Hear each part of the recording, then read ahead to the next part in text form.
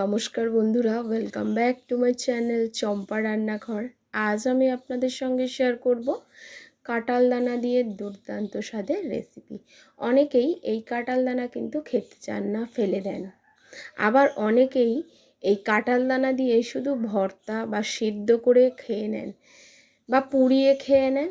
তো আজ আমি আপনাদের জন্য নিয়ে এসেছি কাঁঠাল দানার একটা দুর্দান্ত স্বাদের নতুন রেসিপি। খেতে হবে ভীষণই টেস্টি। যারা কাঁঠাল দানা খায় না তারাও কিন্তু খেয়ে নেবে।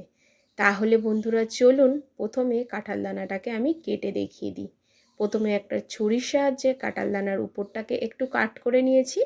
নেয়ার পরে দেখুন ঠিক এইভাবে খোসাগুলো ছাড়িয়ে যাচ্ছে। তবে অনেক কাঁঠাল দানার এরকমভাবে খোসা ওঠে না, সেক্ষেত্রে আপনারা কাঁঠাল দানাটাকে নিয়ে ডাইরেক্ট সিদ্ধ করে নেবেন। আমি এখানে কিন্তু কাঁঠাল দানার উপরের খোসাটাকে প্রথমে একটু ছাড়িয়ে নিচ্ছি, সাদা খোসাটা ছাড়িয়ে নিচ্ছি। লালটা অনেক অনেক দানারই লাল যে আস্তরণটা আছে সেটা উঠে যাচ্ছে, আবার অনেক দানার কিন্তু থেকে যাচ্ছে। এগুলো থাকলে কোনো অসুবিধা নেই।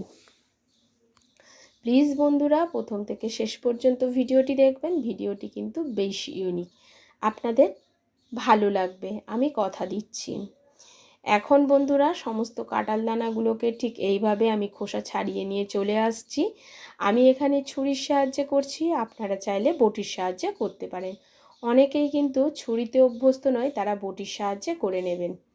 দেখুন খুব ভালো করে খোসাগুলো ছাড়িয়ে নিয়ে চলে এসেছি। বলেছিলাম অনেক দানার গায়ে দেখুন লাল আস্তরণটা নেই, আবার অনেক দানার গায়ে আছে। এখন এই কাঁঠালের দানাগুলোকে আমি সেদ্ধ করে নেব। তার জন্য একটা প্রেশার কুকার নিয়ে নিয়েছি, আর প্রেশার কুকারের মধ্যে দানাগুলো দিয়ে দিলাম। যতটা দানা দিয়েছি ঠিক তত পরিমাণটাই জলটা দেবো, মানে প্রেশার কুকারের যতটুকু দানা ধরবে ততটুকুই আমি সমান করে জলটা দেব। দেওয়ার পরে অল্প লবণ দিয়ে ঢাকা চাপা দিয়ে মাত্র একটা সিটি দেবো। একটা সিটি দিলেই কিন্তু কাঁঠাল দানাটা একদমই গলে যাবে। এর থেকে কিন্তু বেশি সিটি দিতে যাবেন না, তাহলে একদম গলে যাবে, আপনি খেতেই পারবেন না। এবারে এটাকে ঠান্ডা হওয়া পর্যন্ত অপেক্ষা করব। ঠান্ডা হয়ে গেছে, খুলে নিয়েছি। আর দেখুন কাঁঠাল দানাগুলো কিন্তু বেশ সেদ্ধ হয়েছে। এখন এই কাঁঠাল দানাটাকে খুব ভালো করে ধুয়ে পরিষ্কার করে নিয়ে আসছি। দেখুন খুব ভালো করে সেদ্ধ হয়ে গেছে। একটা আপনাদেরকে চেপে দেখিয়ে দিচ্ছি। সেদ্ধ হয়ে যাওয়ার পরে এই যে লাল আস্তরণটা খুব সহজেই কিন্তু কাঁঠাল দানার গা দিয়ে ছেড়ে যায়। তবে আমি এখানে লাল আস্তরণটাকে আর ছাড়াচ্ছি না। আপনারা চাইলে দানার উপরে লাল আস্তরণটাকে সেদ্ধ করার পর ছাড়িয়ে নিতে পারেন। আর খুব সুন্দর সিদ্ধ হয়েছে বন্ধুরা।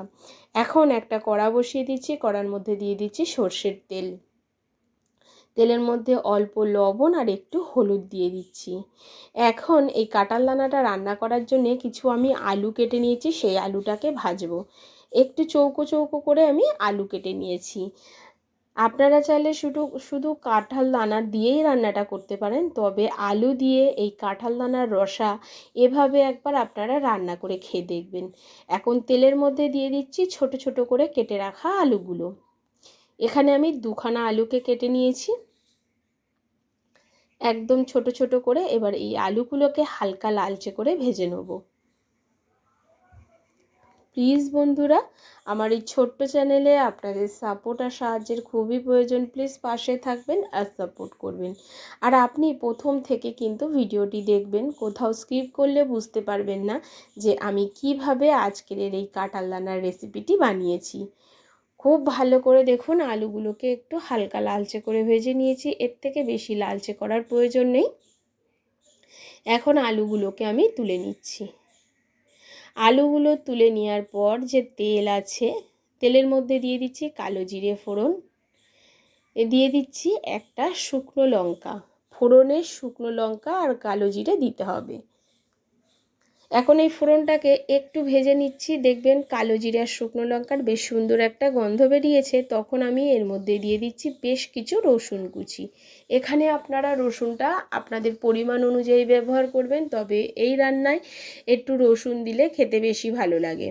দিয়ে দিচ্ছি বেশ কিছু পেঁয়াজ কুচি। এখানে একটা বড় সাইজের পেঁয়াজকে একটু ঝিরিঝিরি করে আমি কেটে নিয়েছি, সেই পেঁয়াজটাকে দিয়ে দিলাম। পেঁয়াজ আর রসুনটাকে হালকা করে ভেজে নিতে হবে। পেঁয়াজ আর রসুনটা কিন্তু বেশ যখন এই রকম ভাজা হয়ে গেছে, তখন আমি এর মধ্যে দিয়ে দেবো গ্রেট করে রাখা আদা। আপনি এখানে আদাটা বেটে ব্যবহার করতে পারেন, তবে আমি এখানে 1 চামচ গ্রেট করা আদা ব্যবহার করছি। আর দিয়ে দিচ্ছি বেশ কিছু টমেটো কুচি আর কাঁচা লঙ্কা। তবে আপনাদের কাছে যদি টমেটো না থাকে দেওয়ার প্রয়োজন নেই, আর টমেটোটা দিলে কিন্তু স্বাদটা সম্পূর্ণ মানে খুবই টেস্টি হয়। এবারে খুব ভালো করে এই মশলাগুলোকে ভেজে নিতে হবে। একটু লবণ দিয়ে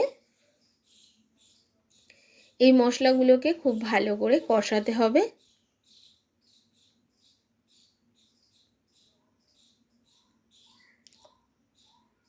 যখন ঠিক এই রকম কষে যাবে তখন এর মধ্যে দিয়ে দিতে হবে পরিমাণ মতো হলুদ গুঁড়ো,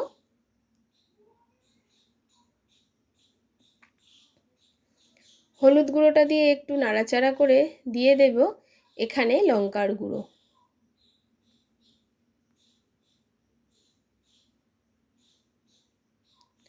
লঙ্কার গুঁড়োটাকে দিয়েও আবারও একটু নাড়াচাড়া করে নিচ্ছি। এখন এর মধ্যে দিয়ে দেব জিরার গুঁড়ো আর ধনিয়ার গুঁড়ো। এই রকমভাবে নাড়াচাড়া করতে করতেই কিন্তু গুঁড়ো মশলাগুলো মেশাবেন, তাতে কষাতে সুবিধা হবে। আর একটু অল্প জল দিয়ে যদি গুঁড়ো মশলাগুলোকে কষাতে পারেন তো টেস্টটা আরও ভালো আসে মশলার।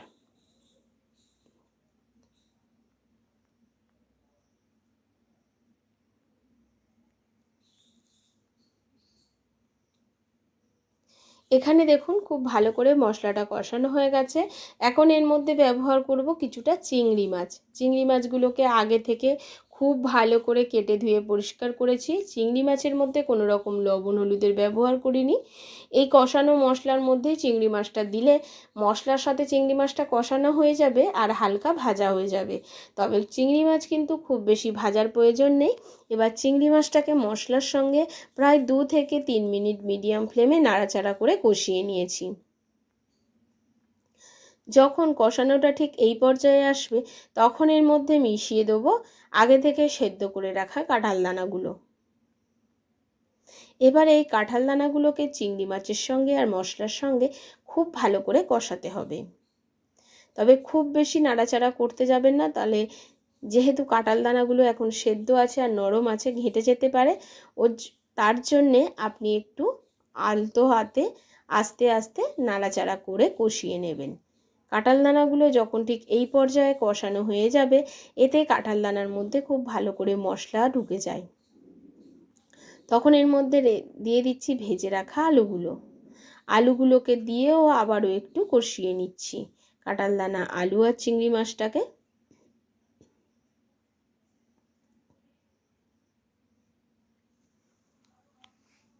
এই সময় মশলার সঙ্গে খুব ভালো করে কষাতে হবে। কষানো হয়ে গেলে এর মধ্যে দিয়ে দিতে হবে পরিমাণ মতো জল। তবে জলটা পরিমাণ অনুযায়ী দেবেন। এখানে কিন্তু কাঁঠাল দানা আলু সব সেদ্ধ আছে, সুতরাং এখানে জলটা একটু পরিমাণ অনুযায়ী দিতে হবে।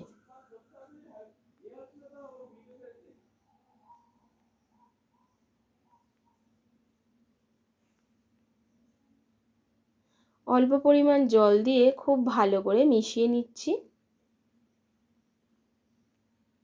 খুব বেশি জলের এখানে প্রয়োজন নেই বন্ধুরা, সব কিন্তু সেদ্ধ করা। কাঁঠাল দানাটা সেদ্ধ, আলুটা কিন্তু ভাজতে ভাজতেই সিদ্ধ হয়ে যায়। এবারে এটাকে 4 থেকে 5 মিনিট মিডিয়াম ফ্লেমে ফুটিয়ে নিতে হবে। এখন দেখুন কতটা সুন্দর কালার এসছে। যতটা সুন্দর কালার এসছে, যতটা সুন্দর দেখতে হয়েছিল, এই রান্নাটা খেতেও কিন্তু ততটাই টেস্টি ছিল বন্ধুরা। এবারে খুব ভালো করে আমি দেখিয়ে দিচ্ছি কাঁঠাল দানা আলু একেবারে সুসিদ্ধ হয়ে গেছে। দেখুন আমি কিন্তু এখানে কাঁঠাল দানাগুলোকে একটুও ঘেঁটে দিইনি, তবে আপনারা চাইলে একটু ভেঙে দিতে পারেন। তাতে কি হয়, অনেকে কিন্তু এই রকম একটু খেতে চায় না, একটু ঘাঁটা ঘাঁটা হলে অনেকে তরকারি খেতে পছন্দ করে। তবে আপনারা চাইলে একটু ভেঙে ভেঙে দিতে পারেন কাঁঠাল দানাগুলোকে। আমি এখানে ওই রকমই রেখেছি, কারণ একেবারেই সিদ্ধ হয়ে গেছে, ঘাঁটলে বেশি ঘেঁটে যাবে, সেক্ষেত্রে খেতে ভালো লাগে না। এবারে দিয়ে দিচ্ছি সব শেষে পরিমাণ মতো সামান্য একটু চিনি। লবণটা আমি চেক করে নিয়েছি, ঠিকই আছে। একটু চিনি দেবেন আর উপর দিয়ে একটু গরম মশলা দিয়ে দেবেন। এখন কিন্তু আমাদের এই রান্নাটা একেবারে রেডি হয়ে গেছে। কাঁঠাল দানার রসা। এবার এটাকে একটা পাত্রে নামিয়ে আমি আপনাদেরকে সামনে দিয়ে দেখিয়ে দেবো কেমন হলো। দেখতে যতটা সুন্দর হয়েছিল, খেতে ততটাই টেস্টি ছিল বন্ধুরা। আশা করছি আমার আজকের এই কাঁঠাল দানার রসার রেসিপি আপনাদের ভালো লেগেছে। যদি ভালো লাগে অবশ্যই একটা লাইক করবেন, শেয়ার করবেন আর কমেন্ট করে জানাতে ভুলবেন না। অবশ্যই বাড়িতে